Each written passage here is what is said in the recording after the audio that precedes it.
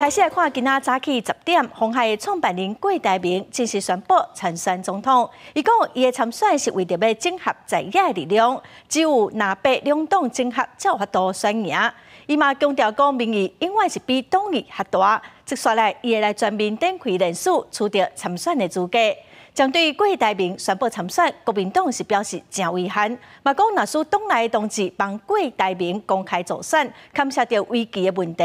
党内会严肃来处理。我决定以总统参选人的身份投入2024总统大选。选伫总统府对面的张英发基金会，郭台铭礼拜正式宣布参选2024总统。佮表示会展开联署，伊除了发声铁路民进党，也表示要代表主流民意，整合南北两党。大家面对问题，就要坐下来要谈嘛，整合都不一定赢，分裂一定输。凡拿整合也未完成，佮出现分裂。国民党对党内同志发声，若替郭台铭公开助选，有涉危机问题会严肃处理，也过犹原抱着一丝的希望，相信郭台铭最后会归队。中国国民党表达高度的遗憾，不过我们也相信。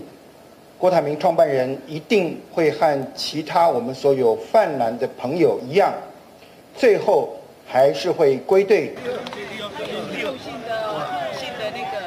为了整合条件大，国民党总统参选人侯友宜犹原先继续亲走电访，拜一伫彰化安排满满的行程，都是希望赢彰化得天下。拜访秀团病院，佮甲互看作是要办另赢条仔卡。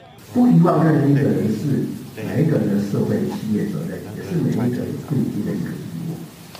秀团愿意带头起作用，在彰化不断深耕发展。民进党大清德早起是伫总统府接见台湾大学管理学院以 MBA 属性。我们整个经济体在世界上的排名，我们是第21名，这相当不容易的成绩。因为我们人口数才2350万人。郭台铭宣布参选，为选战投下变数。不过，伊若想要正式登记，联署人数需要经过中选会审核了后，达到289667人，才当取得参选资格。记者综合报道。